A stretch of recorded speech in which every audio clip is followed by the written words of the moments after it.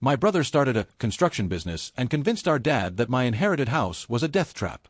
Then I caught him on camera breaking in at 3 a.m. to make his lies come true. Hi everyone! Today's story will blow your mind, but really quick, if you enjoy this content, hit that subscribe button. Channel's been a bit quiet lately, and your support keeps it all going. Let's jump in. The house my father built. I never thought I'd be writing this, but I need to get this off my chest and maybe get some perspective from people who aren't emotionally invested in my family drama. This is about my younger brother Tyler, 26M, our father James, 56M, and the house that's been in our family for 3 generations. Let me start with some background. When my grandfather passed away 5 years ago, he left me, 28M, his house in his will.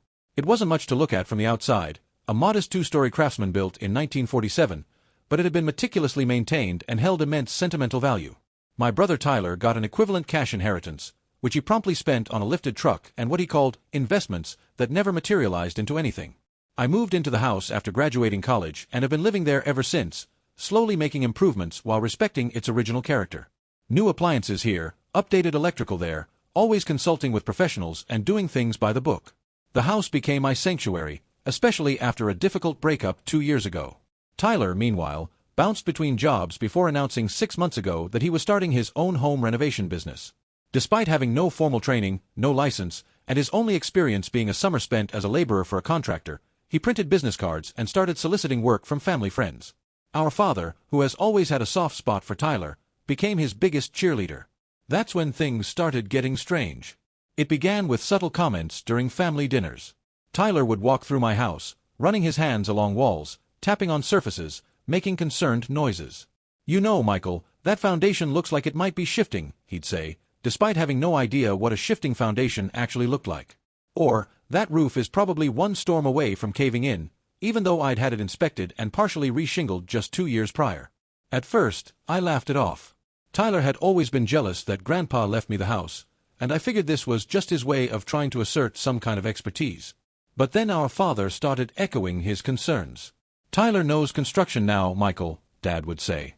"Maybe you should let him take a look at things. Family helps family." The pressure intensified over the next few weeks. Every gathering became an intervention about the supposedly dire state of my house. Tyler even prepared a preliminary assessment on his company letterhead, a document so full of technical-sounding nonsense that it would have been funny if it weren't so concerning. According to Tyler's assessment, my house needed a complete foundation reconstruction due to severe subsidence, full roof replacement due to imminent structural failure, entire electrical system overhaul due to fire hazards, a complete plumbing replacement due to catastrophic leak potential, an asbestos abatement in a house that had been tested and cleared, a mold remediation in a house with no moisture issues. The estimated cost, $275,000. The house's market value, $240,000. It would actually be cheaper to demolish and rebuild, Tyler said during a family meeting he'd apparently organized specifically to discuss my house. "But I have a solution." That's when he presented his proposal. I should sign the house over to him. He would handle all the repairs through his company, absorb the costs, and in exchange, he'd own the property. I could continue living there as a renter at family rates, which he generously set at $200 below market value. I was stunned. Our father nodded along as if this made perfect sense. "It's a win-win, Michael," Dad said. "Tyler gets a property to develop his business portfolio, and you get to stay in the house without the burden of these repairs. Your grandfather would want the house to stay in the family." I pointed out the obvious flaw, the house is staying in the family. "I'm family."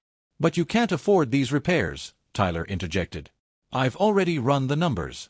Even if you took out a home equity loan, you'd be underwater. This is the only sensible solution." I asked to see his contractor's license. He said it was being processed. I asked for references from other jobs. He said those clients valued their privacy. I asked why his assessment was so dramatically different from the professional inspection I'd had done just 2 years ago.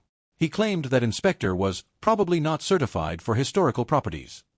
The meeting ended with me firmly declining his offer and stating that I'd be getting second opinions from actual licensed contractors.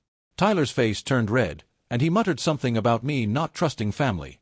Dad looked disappointed, shaking his head as if I was being unreasonably stubborn.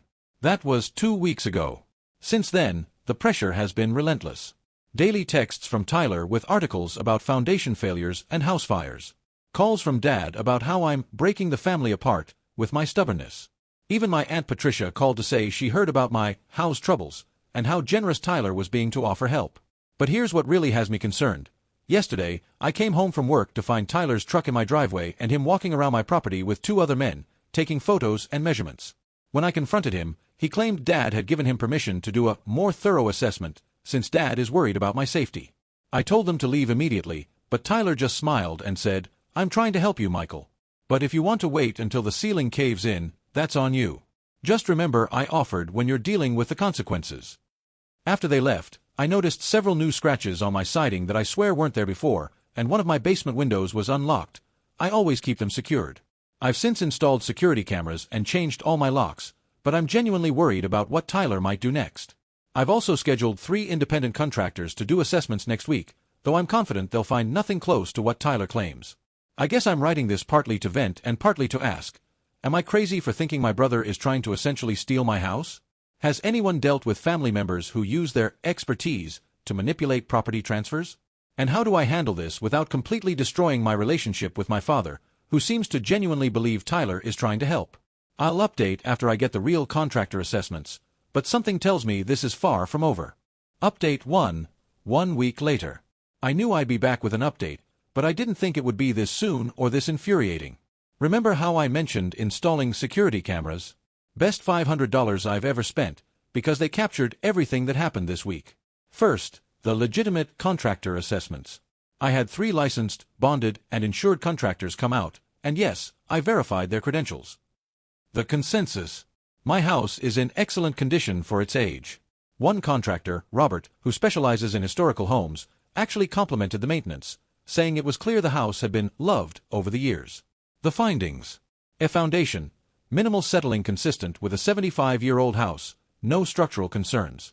A roof, 8 to 10 years of life remaining, exactly what I expected. Electrical, updated to code, no issues. A plumbing, some original pipes but all in good condition, no leaks. A no asbestos, no mold, no problems worth mentioning. Total recommended repairs for the next 5 years?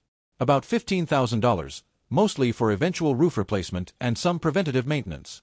Robert actually laughed when I showed him Tyler's assessment, saying, "Whoever wrote this either has no idea what they're talking about or is trying to scare you."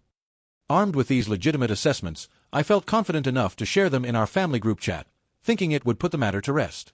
Instead, Tyler immediately questioned the contractor's qualifications, suggested they were budget operators who missed obvious issues, and insisted his assessment was more thorough because he knew the house's history. That was Tuesday. Wednesday night is when things escalated beyond anything I could have imagined.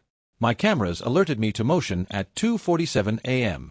I checked the feed to see Tyler's truck parked on the street and 2 figures approaching my house. I immediately called 911 while watching them go around to my basement window, the same one I'd found unlocked before. By the time the police arrived, Tyler and his associate, turns out it was his friend Brandon, who works with him, were in my basement with crowbars, actively prying at support beams. They had also broken a water pipe, causing flooding across half the basement floor. The police arrested them both on the spot. Tyler's excuse? He claimed he was doing emergency structural work because he'd noticed critical failure indicators during his earlier visit and couldn't stand by while his brother's life was in danger. He actually told the officers he was planning to bill me for the work later but wanted to prevent a catastrophe first. The officers weren't buying it, especially when I showed them the security footage of them breaking in through the window and intentionally damaging the pipe before moving to the support beams. They were both charged with breaking and entering, vandalism, and destruction of property. I spent the rest of the night dealing with emergency plumbers and water remediation crews. The damage assessment? About $8,000, mostly due to the water damage. The support beam Tyler had been prying at showed fresh tool marks but was structurally sound, though another few minutes and who knows what damage he could have caused. The real circus began Thursday morning when my father showed up at my door, not to apologize or express concern, but to berate me for having Tyler arrested. "He was trying to help you," Dad shouted, his face red with anger. "He noticed problems and was being proactive. You're really going to press charges against your own brother." I showed him the security footage. His response: "That doesn't show the whole story. Tyler said he heard creaking and was worried about imminent collapse." "Dad, he broke in. He damaged my property. He flooded my basement. A pipe probably burst from age. Tyler was trying to address the structural issues when it happened. This is what happens when you ignore problems, Michael. Things get worse. The conversation devolved from there. Dad accused me of being jealous of Tyler's success, of being too proud to accept help, of valuing property over family. He even suggested that if I just accepted Tyler's original offer, none of this would have happened, essentially blaming me for Tyler's criminal behavior. That's when I realized something crucial. Dad wasn't just supporting Tyler out of favoritism. He genuinely believed Tyler's version of events. In his mind, Tyler could do no wrong, and any evidence to the contrary was either misinterpreted or fabricated. I told Dad he needed to leave, that I would be pressing charges, and that Tyler was no longer welcome on my property under any circumstances. He left, but not before delivering one final blow. Your grandfather would be ashamed of you, choosing property over family. When Tyler's business takes off and you're dealing with a collapsed house, don't come crying to us. Since then, I've been fielding calls and texts from various family members. Some support me, especially after hearing about the break-in, but others have bought into Tyler and Dad's narrative that this was all a misunderstanding, that Tyler was just trying to help, that I'm tearing the family apart over a little water damage. Tyler was released on bail, Dad paid, of course, and is now spinning the story on social media, posting about how he was trying to save his stubborn brother's life and got arrested for it. He's even using it as a marketing opportunity, warning people about the dangers of ignoring structural issues and promoting his services. Meanwhile, I'm dealing with insurance claims, criminal proceedings, and a family that's split down the middle. I've had to take time off work to handle everything, and the stress is affecting my sleep and appetite. But here's the thing, I pulled the permit records for Tyler's supposed business.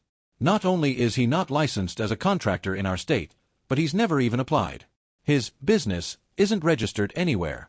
He's been operating completely illegally, which means any family friends who hired him have no recourse if something goes wrong. I'm meeting with a lawyer Monday to discuss both the criminal case and a potential civil suit.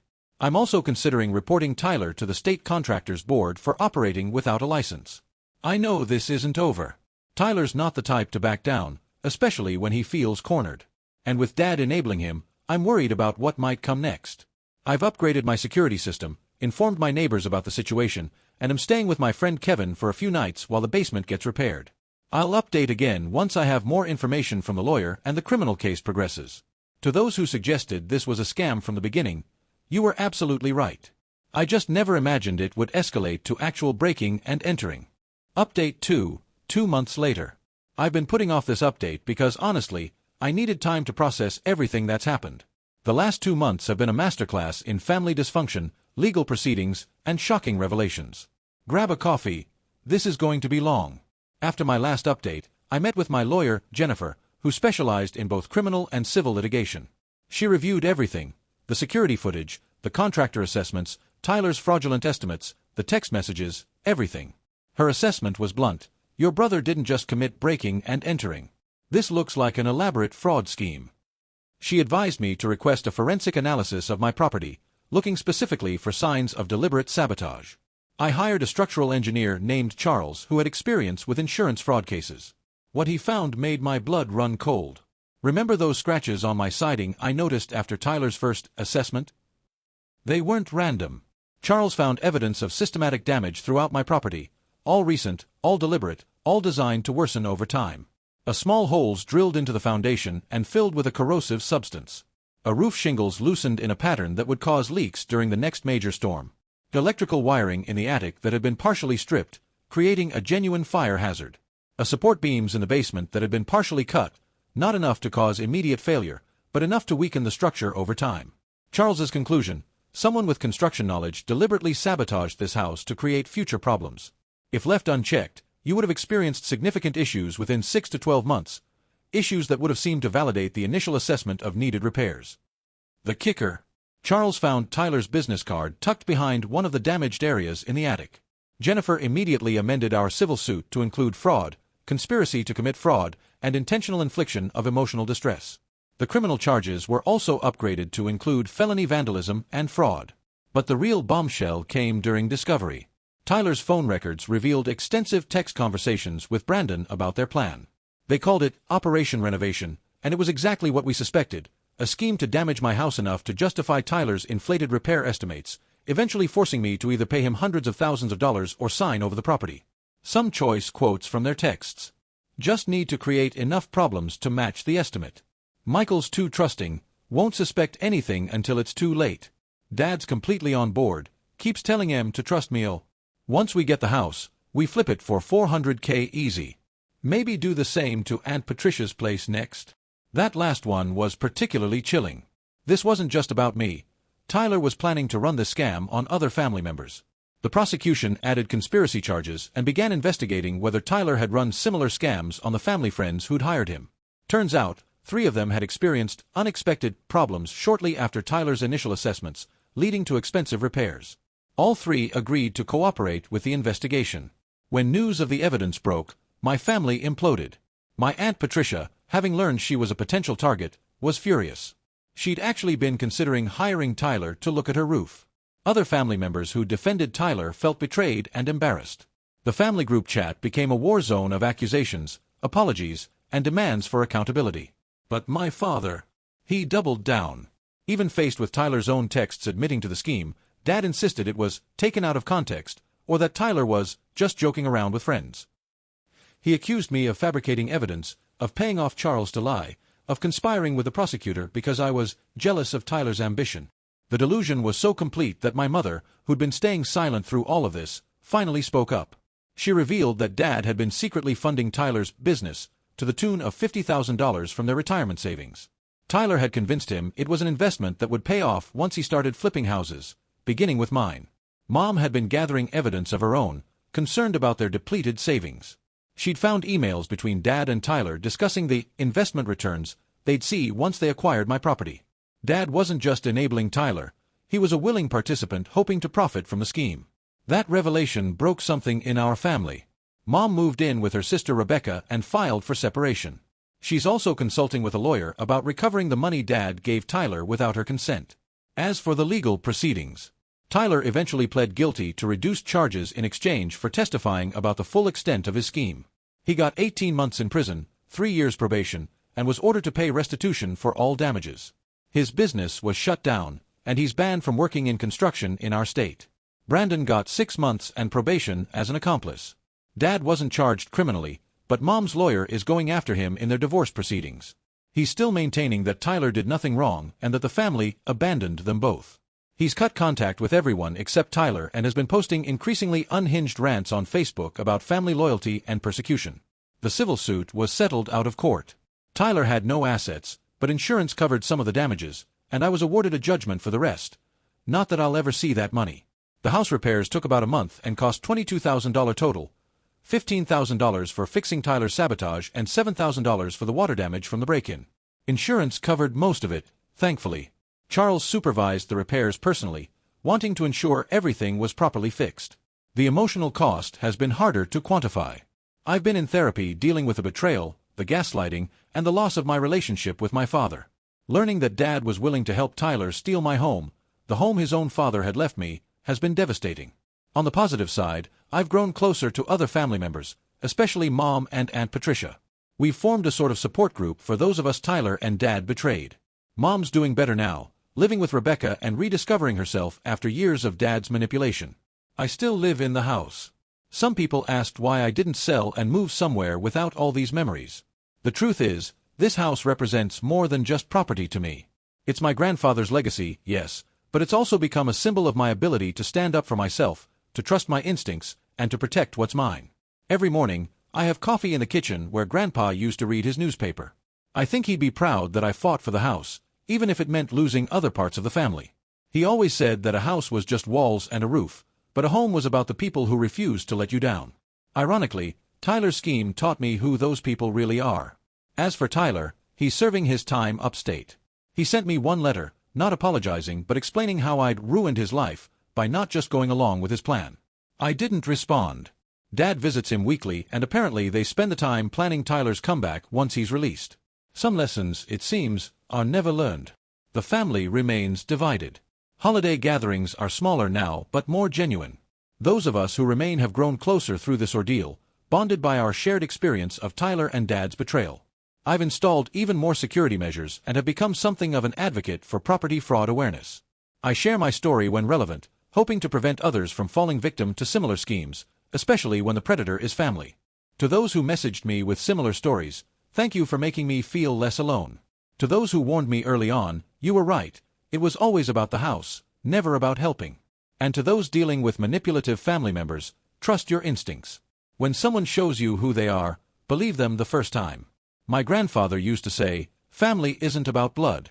It's about who shows up when the foundation cracks. I learned that lesson the hard way, but I learned it well. The foundation of my house is solid. The foundation of my family has been rebuilt with fewer but stronger members. And that's enough for me. Final update, 6 months later. I wasn't planning on updating again, but something happened last week that felt like the universe providing closure to this whole saga, and I wanted to share it with everyone who followed this journey. Tyler was released early for good behavior. Apparently, he ran a construction skills class for other inmates, which counted toward early release. The irony isn't lost on me. Dad threw him a welcome home party that, from what I heard, only he and 2 of Tyler's old friends attended. Within days, Tyler was back to his old tricks. But this time, his target wasn't family. It was an elderly couple in the next town over, the Johnsons. He approached them about their dangerously deteriorating Victorian home, using the same playbook he'd tried on me. What Tyler didn't know was that Mrs. Johnson's grandson was a detective who'd worked on Tyler's original case. The grandson recognized Tyler's name and immediately started recording their interactions. Tyler, emboldened by his early release and apparently having learned nothing, actually began sabotaging their property during his assessment. He was caught red-handed drilling holes in their foundation, the exact same method Charles had discovered at my house. This time, it was captured on video by the grandson, who'd installed hidden cameras after Tyler's first visit. Tyler was arrested on the spot. Because he was on probation and this was an identical crime, he's facing 5 to 10 years in prison. No early release this time. The judge called him a predator who specifically targets those he perceives as vulnerable and a danger to the community. Dad, predictably, tried to claim this was all a setup, that Tyler was being persecuted, that the grandson had entrapped him. His Facebook rants became so unhinged that Mom's lawyer successfully used them to expedite their divorce proceedings.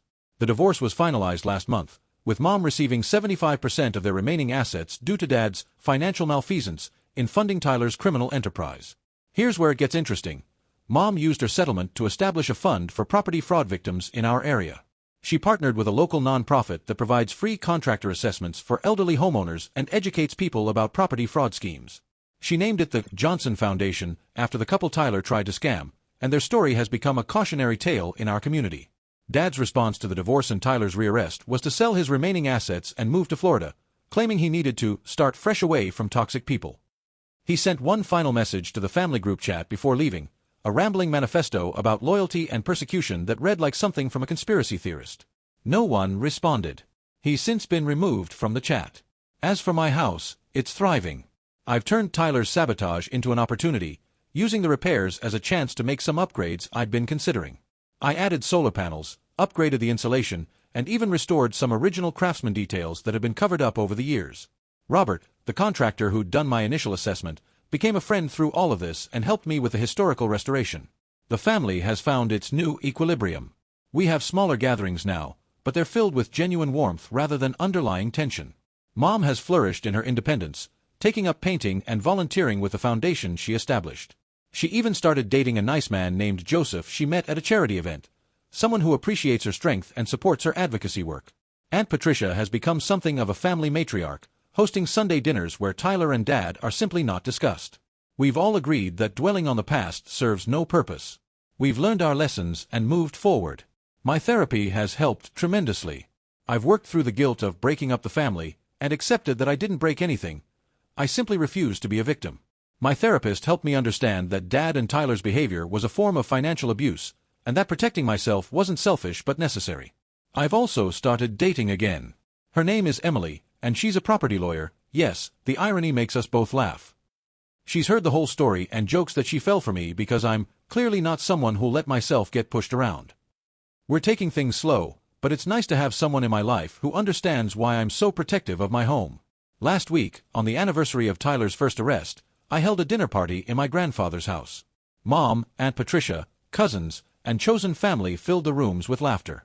As I stood in the kitchen where Grandpa used to read his paper, I felt his presence, not in a supernatural way, but in the values he instilled that helped me protect his gift.